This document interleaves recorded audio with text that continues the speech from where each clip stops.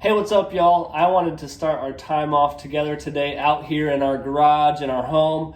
Our garage is one of the more consistently dirty and messy places in our house. As you can tell, we've got some boxes piling up over here. Some of them probably still from Christmas. Don't judge me. I know some of you still have Christmas trash stored away and laying around that you need to get rid of too. We've got old toys underneath of those boxes that are piling up. We've got some old window shutters laying around that I tore off of the front of our house a couple months ago. I need to get rid of. We've got a bucket that's got dried up lime wash and paint stir sticks and just all sorts of stuff that I need to just junk and get rid of. We've got other stuff just laying around that I need to just make a trip out to the Cleburne City dump and get rid of some of this stuff. So 3.5 years ago, Allison and I bought this place, and we've been in the process of making this house more like a home to us. We've been making it more like we want it to be. These last 2 months, we've been focusing a lot on the outside of the house and making the outside of the house more like we want it to be. So we spent a couple weekends together painting the brick and painting the siding and just working on little projects here and there to make the outside of our house more like we wanted it to be. So one of the things we've been doing over the last week is I built some window shutters for the front of our house. So these are going to replace those red ones that I tore down. I'm really excited about them. Allison stained them. I think they look awesome. And I'm going to be putting those up this week on the front of our house. We're really excited about that. There's other parts of our house that we still want to improve and work on. There's parts of our house on the inside, especially over the last couple of years, that we've worked on, and we like the progress that we've seen, and we're excited about some of that stuff. And like I said, there's parts of our house, like our garage, that I want to eventually get to and work on. So I share all that to share this, is I don't know where you've been over the last week or two or the last month in your relationship with God, or how you've felt God in your life or experienced God in your life. Is probably for a lot of us watching, is it's all along this pendulum of you've been in seasons of difficulty and challenge and struggle. Maybe you've been in a season of victory and joy, and your relationship with God is just going really well. Is God, for every single one of us, is bringing us on this journey of making us more like He wants us to be. He's molding us and shaping us into the image of His Son Jesus, and we can be confident in that God is in this process of making us more like Himself, and He's gonna work on different areas of our life at different points in time, and we're gonna see growth in some areas that we can be excited about. But there's also going to be areas in our life that we just feel like we can't get over these humps. But we can rest assured that God is in it, and He's in this process of making us more like His Son Jesus. So I wanted to take a quick trip to my backyard, into my shed in the backyard, and I'm going to share some scriptures with you that God has been using just to stir my heart up and just remind me of some things that I needed to be reminded of that will hopefully be an encouragement to you this week.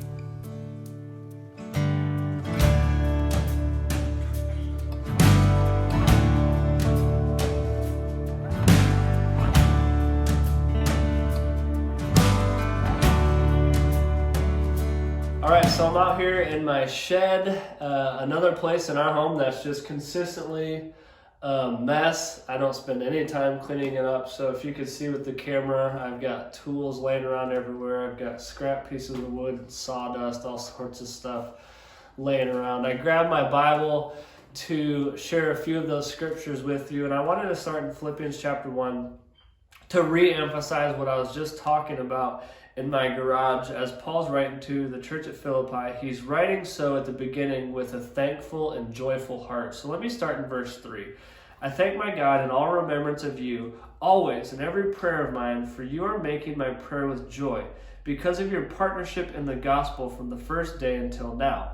And I am sure of this, that He who began a good work in you will bring it to completion at the day of Jesus Christ. There's other Bible translations that say, I am confident of this. So as Paul reflects on these believers with thankfulness and joy, one of the promises that he shares here is that as Jesus began a good work in these believers, and as Jesus begins a good work in each and every one of us, we can be confident, we can be sure that he is journeying us through this process of making us more like his son Jesus. God, no matter what you have been through this last week, no matter what you're going to go through this week, whether it be a triumph and victory or whether it be a defeat and discouragement, is we can be assured and confident that God is continuing to work in our lives and making us more like his son Jesus. So with that being said, there's a couple different elements to that I wanted to focus on. Number one is there are some things in your life that only you can do. So for example, for me, only I can be the dad to Noah and Bo. Only I can be the husband to Allison. Only I can do some of the things that God has called me to. And maybe for you, you've got different responsibilities that only you can do. You've got different things in your life that only you can fulfill. So when I think about my relationship with God, on a personal level, I need to be the one spending time in his word and in prayer, getting alone with him and connecting with him. Only I can have that personal relationship with him. Maybe there are some things in your life that God has asked you or put on your heart to do that only you can do, to serve somebody, to love somebody. Maybe you've got some neighbors that you need to reach out to.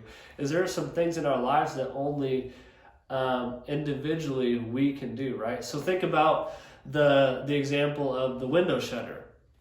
So my wife Allison wasn't going to be able to build those things. So I had to buy the wood for it. I had to measure. I had to see how much wood I needed.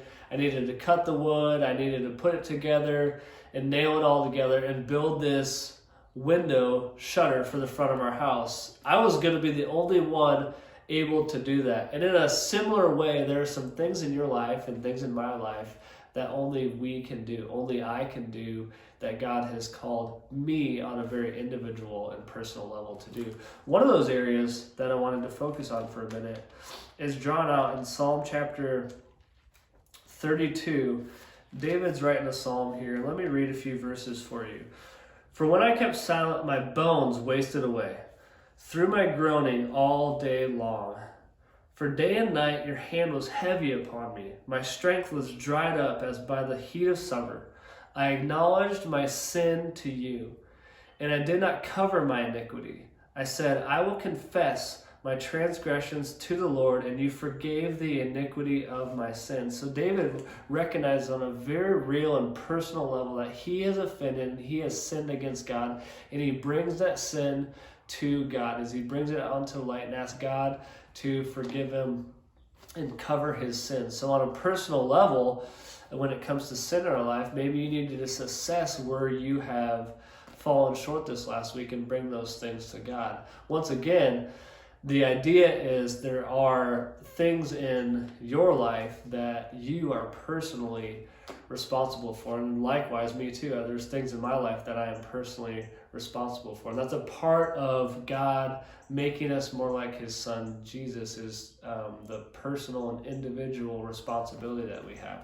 The second thing is this: we talk about community here at CBC, and that's the horizontal piece. So like the individual relationship with God stuff, the vertical piece.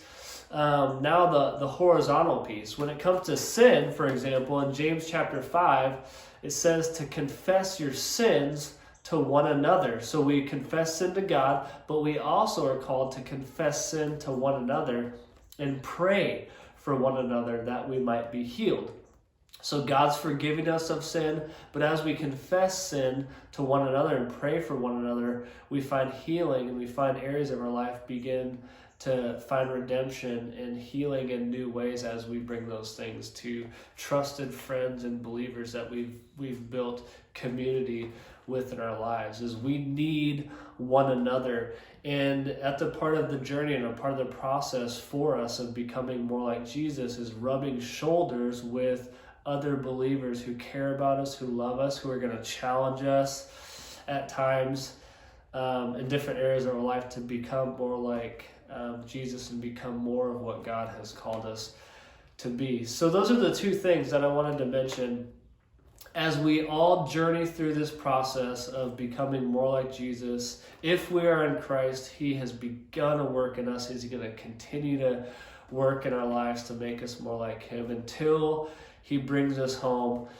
Is focus on your individual personal relationship with God and the things that God has entrusted to you personally. Focus on those things. But also this week, it's interesting that we're living in a super digital world. I was having a podcast episode a couple weeks ago with one of our seniors in high school, and she talked about this. She said social media, for example, is like a highlight reel of your life, as we want to portray everything that's good in our lives. And I want to challenge you, especially as the digital world has cranked up, to not make that be so with you.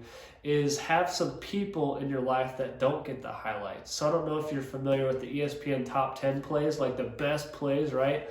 I always love watching the ESPN not top 10. So when people biff it and fail, I want to encourage you to find people in your life that you show the ESPN not top 10 to, that you share your failures with, you share your struggles with, and you journey and do life with the goal of building community in your life, that God would be at work in you to continually bring you along this process of making you more like Jesus.